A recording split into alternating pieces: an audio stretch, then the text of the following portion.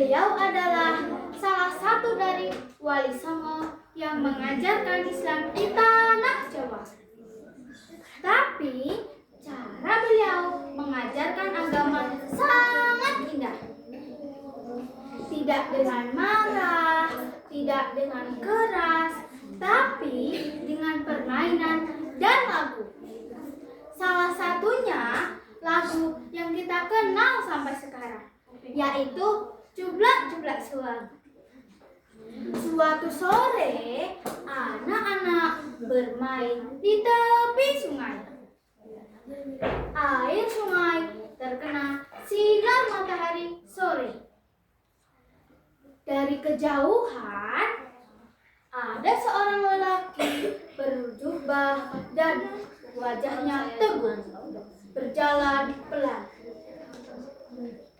Ia adalah seorang wali dari Allah dan menghampiri anak-anak itu. "Anak-anak, kamu sedang bermain air ya?"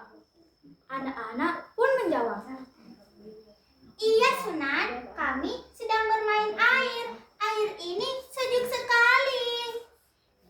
Sunan Giri pun bersenyum dan berkata lembut, "Anak-anak, apakah kalian tahu air ini bukan hanya untuk bermain, tapi juga untuk membersihkan hati?"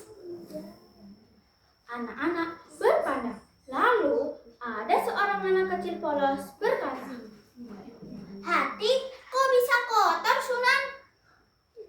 Sunan Giri mengambil air dan membasuh wajahnya perlahan. Jadi, kalau tubuh kita yang kotor, kita mandi. Tapi, kalau hati kita yang kotor karena marah, iri, sombong, itu membersihkannya dengan berwudu. Sunan Giri pun mempraktekkan cara berwudu dan anak-anak mengikutinya dengan gembira. Ada yang masih salah urutan, kebanyakan air, dan membuat mereka tertawa riang. Sunan Giri menjelaskan bahwa kalau berwudu itu bukan air yang menyentuh kulit, tapi niat yang menyentuh hati. Kemudian Sunan Giri mengambil suel dan mengambil perhiasan itu dan ditutup oleh kain.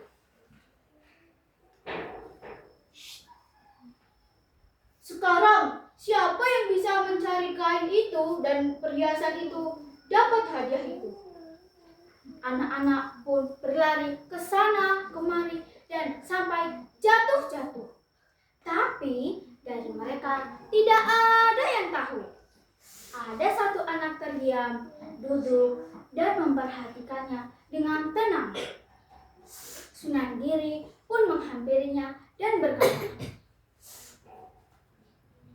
"Engkaulah nak yang mendapatkan itu, karena hatimu tenang."